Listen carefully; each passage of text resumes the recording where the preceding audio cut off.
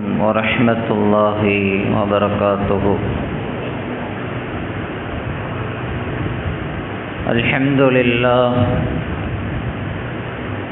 الحمد لله نحمده ونستعينه ونستغفره ونؤمن به ونتوكل عليه ونعوذ بالله من شرور أنفسنا ومن سيئات أعمالنا. من يهده الله فلا مضل له ومن يضلل فلا هادي له. ونشهد أن لا إله إلا الله وحده لا شريك له. ونشهد أن سيدنا مولانا محمدا عبده ورسوله.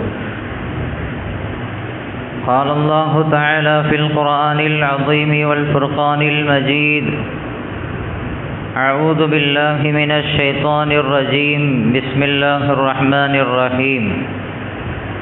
إن الذين يكتمون ما أنزلنا من البينات والهدى من بعد ما بيناه للناس في الكتاب أولئك يلعنهم الله ويلعنهم اللاعنون.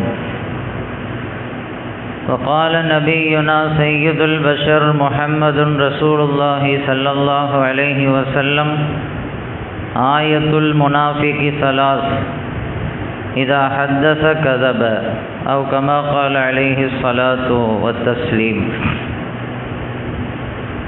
اللهم صل على سيدنا محمد وعلى آل سيدنا محمد طب القلوب ودوائها وعافية الأبدان وشفائها ونور الأبصار وضيائها وعلى آله وصحبه وسلم.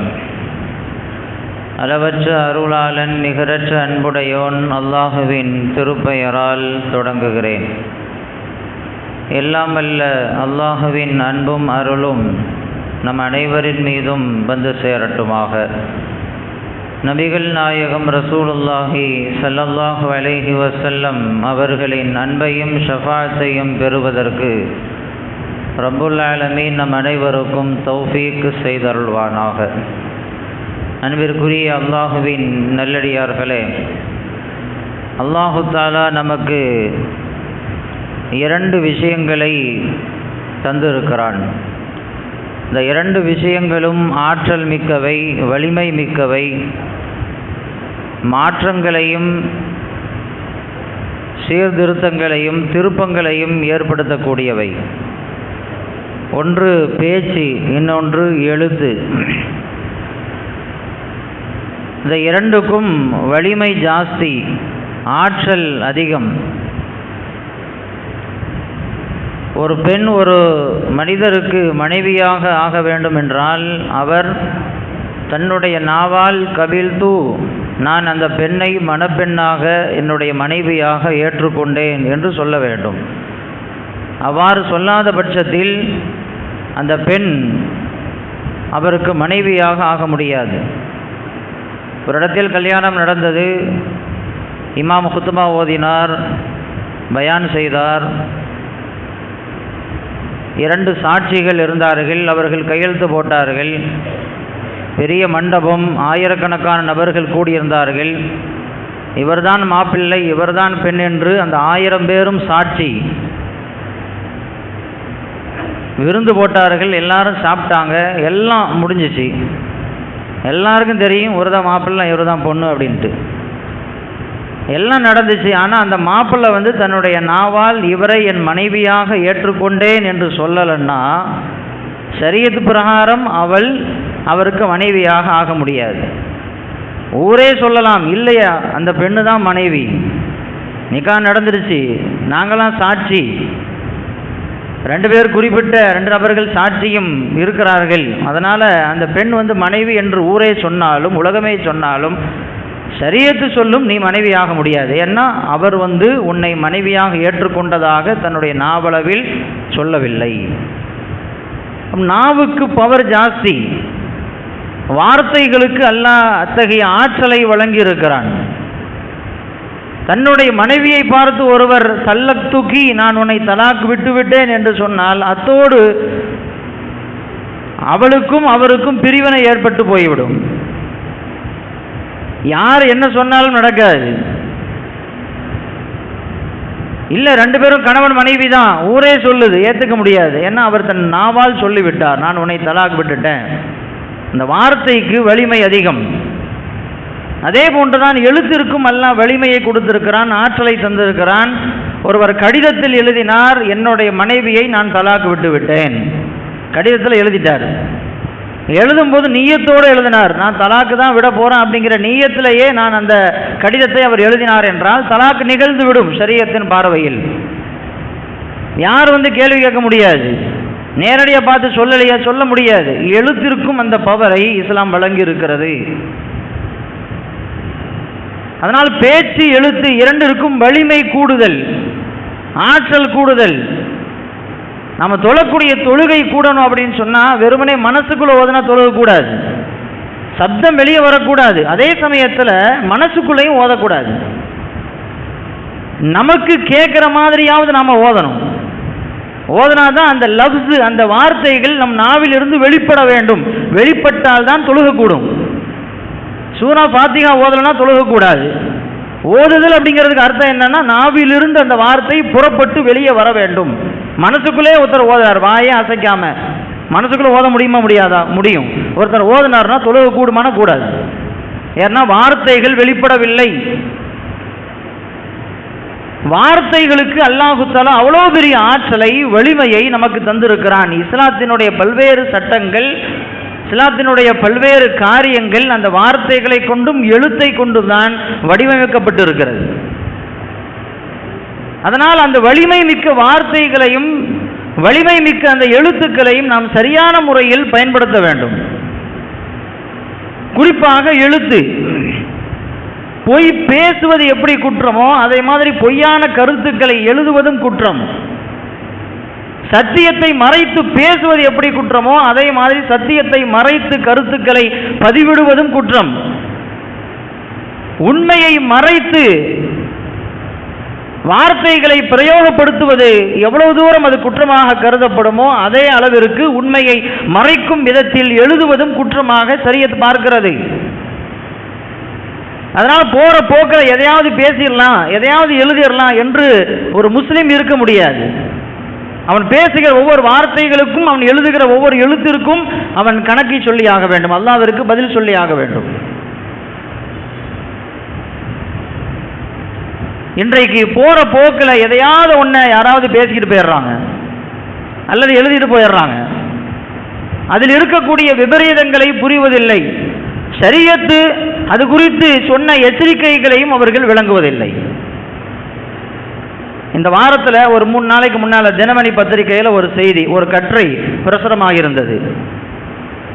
அதை ஜாகிர் ஹுசைன் என்ற ஒரு பேராசிரியர் ஒரு கட்டுரையை எழுதியிருக்கிறார். அவர் யார் அப்படின்னு சொன்னால், சென்னை யூனிவர்சிட்டியில் அரபு, ஃபாரிசி, உருது போன்ற துறைகளுக்கு ஆசிரியராக இருக்கிறார். அவர் ஒரு கட்டுரையை பதிவு செஞ்சிருக்கிறாரு. அதனுடைய அந்த கட்டுரையினுடைய தொடக்கம் அருமையான கருத்துக்கள், மாற்று கருத்துக்கு இடமில்லை. ஹலால் ஹராமை குறித்து பேசியிருக்கிறார். இஸ்லாம் ஹராம்னா என்ன, ஹலால்னா என்ன என்பதை தெளிவாக சொல்லி இருக்கிறது. எதை சாப்பிட வேண்டும், எதை சாப்பிடக்கூடாது அப்படின்னு அவர் எழுதுறார். இறைச்சியை சாப்பிடுகின்ற பொழுது எல்லா இறைச்சியும் நமக்கு ஹலாலாகி விடாது. ஷரியத்தினுடைய முறைப்படி அது அறுக்கப்பட வேண்டும். அதனுடைய ரத்தம் எல்லாம் முழுசாக வெளியேற வேண்டும், பிஸ்மில்லா சொல்லி அறுக்கப்பட வேண்டும் என்றெல்லாம் சரியான கருத்துக்களை அவர் சொல்லிக்கொண்டே வருகின்ற பொழுது திடீரென்று ஒரு குர்ஆனுக்கு மாற்றமான, ஷரியத்திற்கு மாற்றமான ஒரு கருத்தை உள்ளே திணித்திருக்கிறார். அது அவருடைய அறியாமையின் வெளிப்பாடு. என்ன சொல்றார் அப்படின்னு சொன்னா, இறைச்சி புலால் உணவு என்பது அது ஆகுமாக்கப்பட்டது என்பது வரைக்கும் உண்மை. ஆனால் அது நன்மைக்குரியது, அது இறைவனுக்கு பிரியமானது என்று சொல்வது அதற்கு எந்த ஆதாரமும் இல்லை. இறைச்சி உணவு சாப்பிட்றது கூடுமானா கூடுன்னு சொல்லிட்டாரு. ஆனால் அந்த இறைச்சி உணவு சாப்பிடுவதில் நன்மை உண்டு, பலன்கள் உண்டு, இறைவனுக்கு பிடித்தமானது என்று ஒருவர் சாப்பிடக்கூடாது. அப்படி சாப்பிட்டா அது கூடாது அப்படின்னு எழுதியிருக்கிறார். நாம் இறைச்சியை குறித்து நாம் சிந்திக்க வேண்டும். இறைச்சி சாப்பிட்றது கூடுமானா கூடும், நன்மையா இல்லையா? ஒரு பொருள் நன்மையா இல்லையா என்பதை எதை வைத்து நாம் முடிவு செய்வது? குர்ஆனோ ஹதீஸோ ஒரு பொருளை அதாவது செய்யுங்க என்று ஆர்டர் போடுது அப்படின்னா அது நன்மைக்குரியதாகத்தான் இருக்கும். குர்ஆனோ ஹதீஸோ ஒரு பொருளை அதை தொடாதீங்க, அதன் பக்கம் போகாதீங்க, செய்யாதீங்க என்று தடை செய்கிறது என்றால் அது நிச்சயம் கேடு விளைவிக்கக்கூடியதாகத்தான் இருக்கும். இது ஷரியத்தினுடைய அடிப்படை பார்வை. இஸ்லாத்தை பற்றி, ஷரியத்தை பற்றி கொஞ்சம் அறிவு இருக்கக்கூடியவர்களுக்கும் இந்த அடிப்படை புரியும். ஸல்லல்லாஹு அலைஹி வஸல்லம் உன்னை செய்யணும்னு சொல்லிட்டாங்கன்னா அது நன்மைதான், உன்னை தொடாதீங்கன்னு சொல்லிட்டாங்கன்னா அது கண்டிப்பாக கேடு. எத்தனை பெரிய அறிஞர்கள் அதை குறித்து சொன்னாலும் பெருமானார் சொல்லிட்டாங்கன்னா அது கூடாதுன்னு சொல்லிட்டாங்கன்னா அது கூடாதுதான், அது கேடு விளைவிக்கக்கூடியது தான். இது ஷரியத்தினுடைய அடிப்படை. அந்த அடிப்படையில் இறைச்சியை குறித்து இஸ்லாம் என்ன சொல்லுகிறது? சொர்க்கத்து உணவு என்று அல்லாஹ் குர்ஆனிலே சொல்லி தருகிறான். செய்து தஆமி அஹ்லி துன்யா வ அஹ்லில் ஆகிரா, இந்த உலகத்தில் உள்ளவர்களுக்கும் மறுமையில் இருக்கக்கூடிய சொர்க்கவாதிகளுக்கும் வழங்கப்படுகின்ற அவர்கள் உட்கொள்கிற உணவுகளில் தலையாய உணவாக இறைச்சி இருக்கும் என்று ஸல்லல்லாஹு அலைஹி வஸல்லம் அவர்கள் சொல்கிறார்கள். அல்லாஹ் குர்ஆனில் வெளிப்படையாக சொல்கிறான், இன்னா ஆதைனாக்கல் கௌசர் ஃபஸல்லி லிரப்பிக வன்ஹர், இறைவனை தொழுவுங்கள், அறுத்து பலியிடுங்கள். அறுத்து பலியிடுறதுனா எதுக்கு? சாப்பிட்றதுக்கு தானே. அறுத்து பலியிடுங்கள் என்று நேரடியாக சொன்ன பிறகு அதில் நன்மை இல்லை, அது இறைவனுக்கு பிடித்தது என்றெல்லாம் சொல்லக்கூடாதுன்னு சொன்னா குர்ஆனை குறித்து அவர்களுடைய பார்வை எப்படி இருக்கிறது என்பதை நாம் எண்ணி பார்க்க வேண்டும். சஹாபாக்கள் இறைச்சியை குறித்து நிறைய சொல்லி இருக்கிறார்கள். அல்லாமா ஸுஹ்ரி ரஹ்மத்துல்லாஹி அலைஹி சொல்வார்கள், இறைச்சி சாப்பிடுவதால் 70 வகையான ஆற்றல் மனிதனுக்கு ஏற்படுது. 70 வகையான ஆற்றல் மனிதனுக்கு ஏற்படுதாம். இப்னு உமர் ரலியல்லாஹு தஆலா அன்ஹு பயணத்துக்கு புறப்படுறதா இருந்தால் இறைச்சி எடுத்துக்குவாங்க. நோன்பினுடைய காலங்களில் மறக்காமல் அவர்கள் இறைச்சி சாப்பிடுவார்கள் என்று வரலாறு பதிவு செய்யப்பட்டிருக்கிறது. ஏன்னா பயணங்களில் கொஞ்சம் களைப்பு ஏற்படும், அந்த களைப்பை போக்கக்கூடிய மருந்தாக இறைச்சி இருந்திருக்குது. அதனால தான் அதை கண்டிப்பாக எடுத்திருக்கிறாங்க. தொடரா நோன்பு வைக்கும் பொழுது உடல் லேசாக பலவீனம் தெரிகிற மாதிரி இருக்கும், அந்த நேரத்தில் அவர் இறைச்சி சாப்பிடுவாங்க. அவர் அந்த இழந்த அந்த பலவீனத்தை அவர்கள் மீட்டிக் கொள்வார்கள் என்று பார்க்கிறோம். எல்லாவற்றுக்கும் மேலாக அலி ரலியல்லாஹு தஆலா அன்ஹு சொல்கிறார்கள், 40 நாட்கள் தொடர்ந்து ஒருத்தர் இறைச்சி சாப்பிடாம இருந்தார்னா அவருடைய குணத்தில் மாற்றம் ஏற்பட்டுருமா, குணத்தில் மாற்றம் ஏற்பட்டுருங்கிறாங்க, சாப்பிடாம இருக்கக்கூடாதுங்கிறாங்க. இவ்வளோ தூரம் சொல்லப்பட்ட அந்த இறைச்சியை சாப்பிட்றதுல நன்மைலாம் இல்லை, அது இறைவனுக்கு பிடித்தமானது என்று சொல்லி அதை சாப்பிட்றது கூடாதுன்னு சொல்லி ஒரு பதிவை போட்டிருக்கிறார். சிந்திக்க வேண்டும். இஸ்லாத்தை புரிய வேண்டிய விதத்தில் நாம் புரிய வேண்டும். குர்ஆனை கையாளும் பொழுது, குர்ஆனுக்குரிய கருத்துக்களை சொல்லுகிற பொழுது ரொம்ப எச்சரிக்கையோடு கையாள வேண்டும். இல்லையென்றால் இறைவனுடைய சாபத்திற்கு நாம் ஆளாகி விடுவோம். அல்லாஹ் பாதுகாக்க வேண்டும். அல்லாஹ் யூதர்களை குறித்து குர்ஆன்ல வழிநெடுக பேசிக்கொண்டே வருகிறான். அல்லாஹ் சொல்றான் ஒரு இடத்துல, அல்லதீன ஆதைனாகுமுல் கிதாப யஅரிஃபூனஹு கமா யஅரிஃபூன அப்னாஅஹும், யூதர்கள் தன்னுடைய பிள்ளைகளை அறிவதை போன்று ரசூலை அவர்கள் அறிவார்கள். ஒருத்தருக்கு தன்னுடைய மகனை பற்றி எந்த அளவுக்கு தெரியும்? எனக்கு என்னுடைய பிள்ளைகளை பற்றி தெரியுமா இல்லையா? உங்களுக்கு உங்களுடைய பிள்ளைகளை பற்றி தெரியுமா இல்லையா? அல்லாஹ் சொல்றான், யூதர்கள் அவர்கள் தங்களுடைய பிள்ளைகளை குறித்து அறிவதை போன்று பெருமானார் ஸல்லல்லாஹு அலைஹி வஸல்லம் அவர்களை குறித்தும் அவர்களுக்கு அறிவு இருக்கிறது. டீட்டெயிலாக தெரியும். பெருமானார்னா யாரு, ஸல்லல்லாஹு அலைஹி வஸல்லம் அவங்கன்னா யாரு, அவங்களுடைய தன்மைகள் என்ன, அவங்க எப்படிப்பட்டவங்க, எல்லாம் டீட்டெயிலாக யூதர்களுக்கு தெரியும். ஏன்னா தௌராத்தில் தெளிவா அல்லாஹ் சொல்லிட்டான். அப்துல்லாஹ் இப்னு சலாம் ரலியல்லாஹு தஆலா அன்ஹு யூதர்களிலிருந்து இஸ்லாத்திற்கு வந்த ஒரு சஹாபி. அவர்களிடத்தில் ஒரு தடவை உமர் இப்னு கத்தாப் ரலியல்லாஹு தஆலா அன்ஹு கேட்டாங்களா, பெருமானார் ஸல்லல்லாஹு அலைஹி வஸல்லம் அவர்களை குறித்து உங்களுடைய அபிப்பிராயம் என்ன? இஸ்லாத்துக்கு வர்றதுக்கு முன்னால அவங்கள குறித்து நீங்க என்ன விளங்கி வச்சிருந்தீங்க? அவங்க நபின்னு உங்களுக்கு தெரியுமா அப்படின்னு கேட்குறாங்க. உமர் இப்னு கத்தாப் ரலியல்லாஹு தஆலா அன்ஹு. அப்துல்லாஹ் இப்னு சலாம் ரலியல்லாஹு தஆலா அன்ஹு சொல்வாங்களா, இன்னி அஅலமு பிஹி மின்னி பி இப்னி, நான் என் மகனை விளங்கியதை காட்டிலும் பெருமானாரை நபி என்று அதிகமாகவே விளங்கியிருந்தேன் அப்படின்னு சொல்றாங்க. எப்படிங்க அப்படி சொல்றீங்க அப்படின்னு கேட்டாங்க. உங்களுடைய மகனை விட பெருமானாரை அந்த அளவுக்கு அதிகமாக விளங்கி இருக்கிறேன்னு சொல்றீங்களா எப்படி? அப்துல்லாஹ் இப்னு சலாம் ரலியல்லாஹு தஆலா அன்ஹு அழகான ஒரு வார்த்தை சொன்னார்கள், என்னுடைய மகனை குறித்து கூட எனக்கு சந்தேகம் வரலாம். ஏன் தெரியுமா? எனக்கு தெரியாம என்னுடைய மனைவி எனக்கு மோசம் செஞ்சிருக்கலாம், நான் எனக்கு தெரியாம கூட இருந்திருக்கலாம், எனக்கு தெரியாம வேறு யாரோட தொடர்பு இருந்து பிள்ளையை பெற்று கூட வந்திருக்கலாம், அதுல எனக்கு சந்தேகம் வரலாம். ஆனால் நபிகள் நாயகம் ஸல்லல்லாஹு அலைஹி வஸல்லம் அவர்கள் தான் நபி என்பதில் எனக்கு ஒரு துளி கூட சந்தேகம் வரவில்லை என்று சொன்னவுடன் உமர் இப்னு கத்தாப் ரலியல்லாஹு தஆலா அன்ஹு அப்துல்லாஹ் இப்னு சலாம் அவர்களை கட்டி அணைத்து முத்தமிட்டார்கள். யூதர்கள் பெருமானாரை அக்குவேராக ஆணிவேராக அறிந்து வைத்திருந்தார்கள். ஃபுல் டீடைல் அவர்களுக்கு சொல்லப்பட்டு விட்டது தௌராத் வேதத்தில். ஸல்லல்லாஹு அலைஹி வஸல்லம் அவர்கள் வருவதற்கு முன்பே மதீனாவில் யூதர்கள் குடியிருந்தார்கள். ஏன் தெரியுமா? இங்கே ஒரு நபி வருவார், உலகத்தினுடைய பூமிக்கு அனுப்பப்படுகின்ற இறுதி நபி ஒருவர் இந்த பூமிக்கு வருவாரு அப்படிங்கிறத விளங்கித்தான் யூதர்கள் மதீனாவை சுற்றி இருக்கக்கூடிய பகுதிகளில் அவர்கள் இல்லங்களை அமைத்து குடியமர்த்தி இருந்தார்கள். அங்க குடியிருந்தாங்க. போருக்கு செல்லுகின்ற பொழுது யூதர்கள் ஸல்லல்லாஹு அலைஹி வஸல்லம் வர்றதுக்கு முன்னால எங்கேயாவது போருக்கு போகும் பொழுது அந்த போர்ல வெற்றி கிடைக்கணும் அப்படிங்கிறதுக்காக இந்த வார்த்தையை சொல்லி துஆ செய்வாங்களாம் அல்லாஹ்விட்ட. அல்லாஹும்ம இன்னா நஸ்அலுக பிஹக்கின் நபியில் உம்மியி அல்லதி வஅத்தனா அன் துக்ரிஜஹு லனா பி ஆகிரி ஸமான். இறுதி காலகட்டத்தில் எங்களுக்காக ஒருவரை நீ உலகத்திற்கு அனுப்புவதாக வாக்குறுதி அளித்தாயே, அந்த நபியை கொண்டு, அந்த நபியின் உதவியை கொண்டு, பரக்கத்துகளை கொண்டு நான் உன்னிடத்தில் கேட்கிறோம், எங்களுக்கு வெற்றியை தா அப்படின்னு கேட்பாங்க. அவங்களுக்கு வெற்றி கிடைக்கும். வரலாறு பதிவு செய்திருக்கிறது. ஃபுல்லா விளங்கி இருந்தாங்க. ஆனா ஸல்லல்லாஹு அலைஹி வஸல்லம் நேரடியாக நபியாக அனுப்பப்பட்ட பொழுது அதுவரை நபி வருவார், முஹம்மதுனா யாரு, ரசூல்னா யாரு என்றெல்லாம் டீட்டெயிலாக விளங்கி வைத்திருந்தவர்கள், அவர்களை பற்றி சொன்னவர்கள், அவர்களை கொண்டு உதவி தேடியவர்கள்.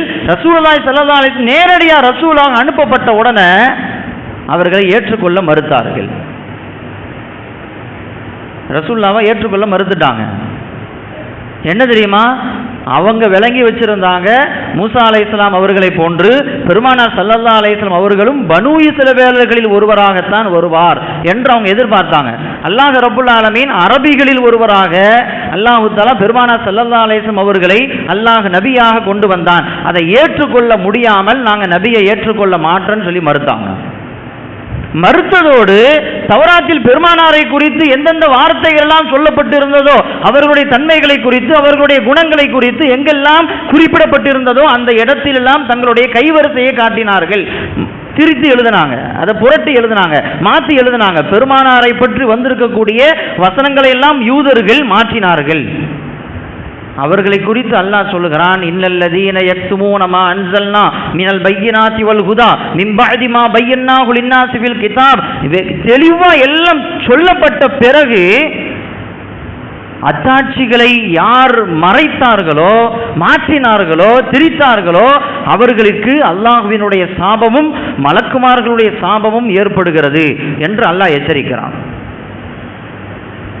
வரலாற்றை திரித்தவர்கள், உண்மையை மறைத்தவர்கள், சத்தியத்தை மாற்றி பேசியவர்கள், மாற்றி எழுதியவர்கள், உள்ளதை உள்ளபடி சொல்லாமல் அதை மாற்றி திரித்து சொன்னவர்களுக்கு அல்லாஹ்வுடைய சாபம் இருக்கிறது என்று அல்லாஹ் குர்ஆன்ல எச்சரிக்கை செய்கிறான். இன்றைக்கு உண்மைக்கு புறம்பாக எழுதுவதும் பேசுவதும், சத்தியத்தை மாற்றி பேசுவதும், வரலாற்றை திரிப்பதும், வரலாற்றை இருட்டடிப்பு செய்வதும், இஸ்லாமியர்களுக்கு எதிரான வன்முறையான கருத்துக்களை, வன்மமான கருத்துக்களை பேசுவதும் பரப்புவதும் இன்றைக்கு பரவலாக்கப்பட்டு விட்டது. குறிப்பாக பாசிசவாதிகளுக்கு இது கைதேர்ந்த ஒரு கலையாக இன்றைக்கு ஆகிவிட்டது.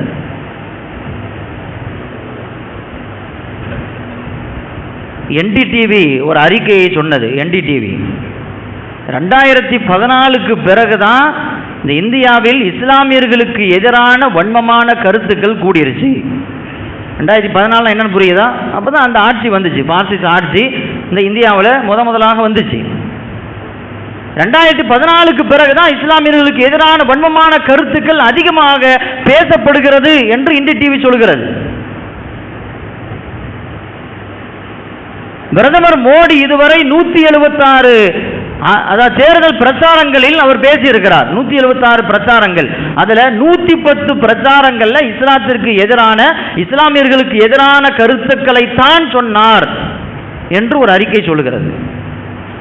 தேசிய மனித உரிமை நிறுவனம் அந்த அறிக்கையை வெளியிட்டு இருக்கிறது. இஸ்லாத்தை குறித்து வன்மமான கருத்துக்கள் இன்றைக்கு பரவலாக பேசப்படுகிறது, எழுதப்படுகிறது. வரலாற்று திரிப்புகள் இன்றைக்கு அதிகமாகிக் கொண்டே வருகிறது. உண்மைகள் மறைக்கப்பட்டு கொண்டு இருக்கிறது. நேற்றைக்கு 78வது இந்திய சுதந்திர தின விழா கொண்டாடப்பட்டது.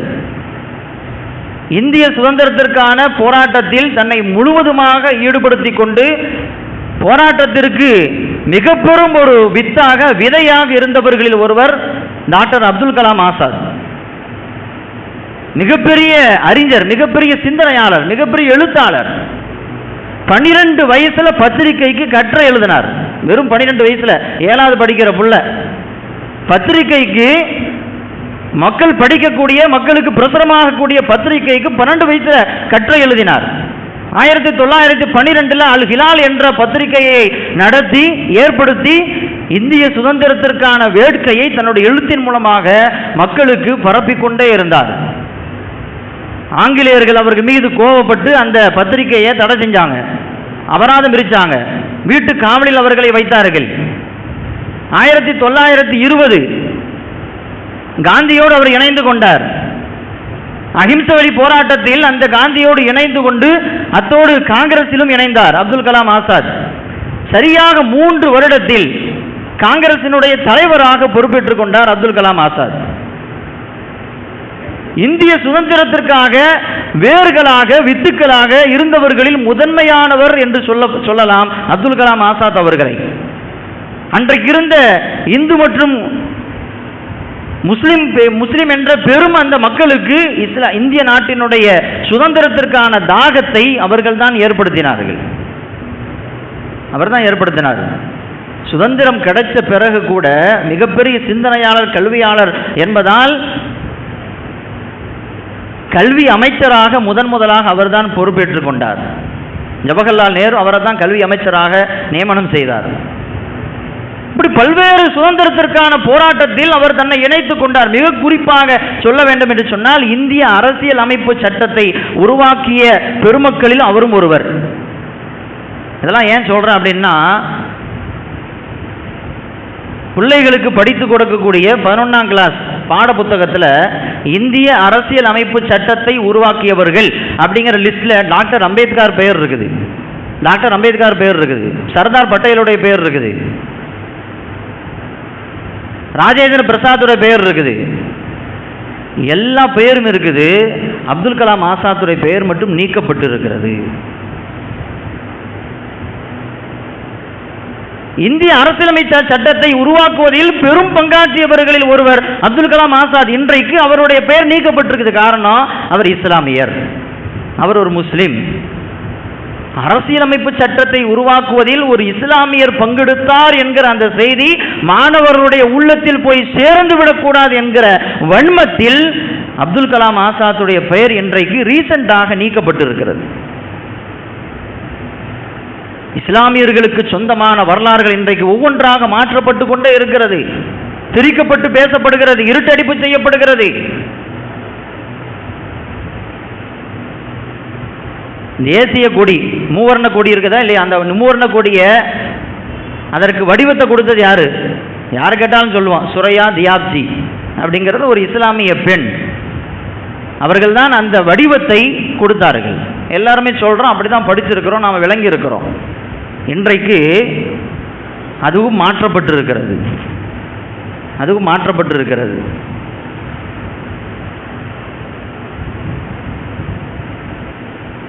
ஏதோ வெங்கையா என்ற ஒரு பெயர், அவருடைய பெயர் இன்றைக்கு ஒரு வேட்டு அப்படிங்கிற நியூஸ் சேனல்ல அந்த செய்தி வந்திருக்குது.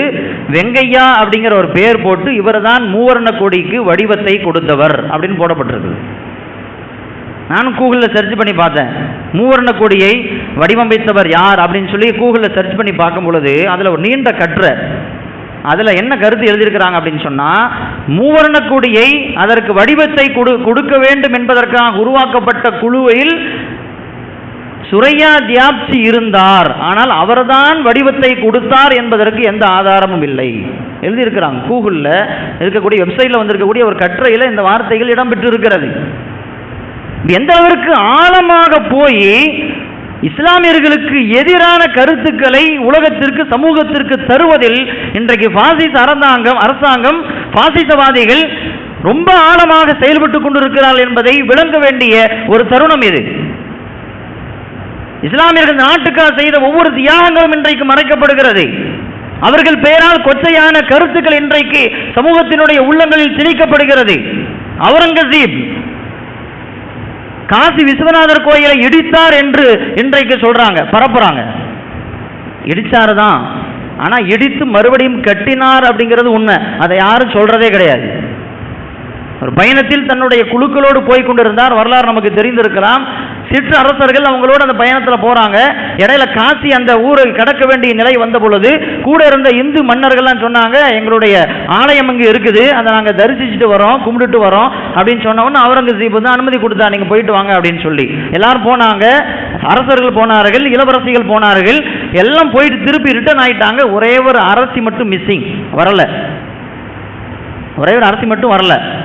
இவளோடு போன அந்த அரசியல் ஒருத்தர் அங்கங்க தேடி போறாங்க, எங்கேயுமே இல்லை. கடைசியில் பார்த்தா கோயிலுடைய நிலவரையில் கற்பழிக்கப்பட்டு கொல்லப்பட்டு கிடக்கிறார் அந்த அரசி. எல்லாரும் இந்து அரசெல்லாம் சொன்னாங்க, இப்படி ஒரு சம்பவம் நடந்து போச்சு, அதுவும் கோயில் நிலவரையில். அதனால கோயிலுக்கு தீட்டு ஏற்பட்டுடுச்சு, அதனால கோயிலை இடிச்சிருங்க, இடிச்சு மறுபடியும் கட்டி கொடுங்க என்று சொன்னதின் பெயரில் அவுரங்கசீப் அந்த காசி விஸ்வநாதர் கோயிலை இடித்து மறுபடியும் கட்டி கொடுத்தார் என்பதுதான் உண்மையான வரலாறு. ஆனால் இன்றைக்கு என்ன எழுதுறாங்க தெரியுமா? காசி விஸ்வநாதர் கோயிலை இடித்தது அவுரங்கசீப். இஸ்லாமியர்களுக்கு எதிரான வன்மமான கருத்துக்கள் இன்றைக்கு வரலாறு என்ற பெயரில் திணிக்கப்பட்டு கொண்டிருக்கிறது. குழந்தைகளுடைய பிஞ்சு இதயங்களில் அந்த வன்மமான கருத்துக்கள், அந்த விஷமமான கருத்துக்கள் திணிக்கப்படுகிறது. நமக்கு தெரியாமல் இந்த சூழ்ச்சி நடந்து கொண்டே இருக்கிறது. நாம் என்ன செய்ய வேண்டும்? என்ன செய்ய வேண்டும்? வரலாறுகளை பாதுகாக்க வேண்டும். முன்னோர்களுடைய வரலாறுகள் பாதுகாக்கப்பட வேண்டும். அல்லாஹ் குர்ஆன்ல நபிமார்களுடைய வரலாறுகளை எல்லாம் விலாவரியா நிறைய இடங்கள்ல பேசிக்கிட்டே வர்றான். குர்ஆன் என்பது அகில உலகத்திற்கும் வழிகாட்டக்கூடிய ஒரு அற்புதமான வேதம், பூரணமான ஒரு வேதம். உலகம் தோன்றிய காலத்திலிருந்து உலக அழிவு நாள் வரைக்கும் வரக்கூடிய அத்தனை மக்களுக்கும் ஏற்படக்கூடிய பிரச்சனைகளுக்கு தீர்வை சொல்வதற்காக அல்லாஹ்வினால் இறக்கப்பட்ட ஒரு வேதம். அந்த வேதத்தில் நபிமார்களுடைய வரலாறுகள் திரும்ப திரும்ப அல்லாஹ் சொல்லிக்கிட்டே இருக்கிறான். எதுக்கு தெரியுமா?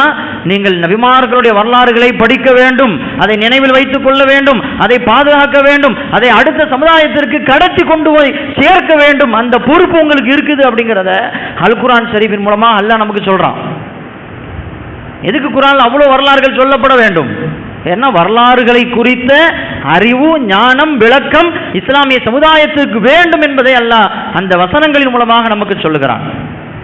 வரலாறுகள் இன்றைக்கு வாசிக்கப்படுவதே இல்லை. வரலாறுகள் வாசிக்கிறதும் இல்லை, கேட்கறதும் இல்லை. நேற்றைக்கு பள்ளியில் அந்த கொடியேற்று விழா நடந்துச்சு. 30 பேர் கூட கலந்துக்கல. இஸ்லாமிய வரலாறுகள் சொல்லப்படுகிறது. இந்த நாட்டிற்காக பாடுபட்ட இஸ்லாமியர்களுடைய அவர்கள் சிந்திய ரத்தங்கள் குறித்து பேசப்படுகிறது, தியாகங்கள் குறித்து உணர்த்தப்படுகிறது. ஆனால் அது கேட்கறதுக்கு ஆள் இல்லை. நம்ம எதை பற்றியும் பேசுறது இல்லை. கொடியேற்று விழான்னு பள்ளியில் ஏன் நடத்துகிறோம்? மருசாக்கள் ஏன் நடத்துகிறோம்? இந்த இஸ்லாமியர்களுடைய வரலாறுகள் மறைக்கப்படுகிறது. அதை சொல்ல வேண்டிய பொறுப்பும் கடமையும் நமக்கு உண்டு. அதை சொல்வதற்குத்தான் அப்படி ஒரு ஏற்பாடு. ஆனால் கேட்கறதுக்கு ஆள் இல்லையே, வந்து கலந்துக்கிறதுக்கு ஆள் இல்லையே. நாட்டை நேசிக்க வேண்டும் என்பது பெருமானார் கற்றுக் கொடுத்த ஒரு சுன்னத். நாட்டு பற்றை வெளிப்படுத்த வேண்டும் என்பதை பெருமானார் ஸல்லல்லாஹு அலைஹி வஸல்லம் அவர்கள் நமக்கு சொல்லிக் கொடுத்தார்கள். மக்காவை நேசித்தார்கள் அல்லவா, மதீனாவை நேசித்தார்கள் அல்லவா, தான் பிறந்த பூமி, தான் வாழ்ந்த பூமியை அவர்கள் உயிருக்குயிராக நேசித்தார்கள் பெருமானார் ஸல்லல்லாஹு அலைஹி வஸல்லம் அவர்கள். ஒரு நாட்டினுடைய அன்பின் வெளிப்பாடாக, நேசத்தின் வெளிப்பாடாகத்தான் இது போன்ற நிகழ்வுகள் எல்லாம் நடத்தப்படுகிறது. அத்தோடு நம் முன்னோர்களுடைய வரலாறுகள் சொல்லப்பட வேண்டும் என்கிற உயர்ந்த நோக்கம்.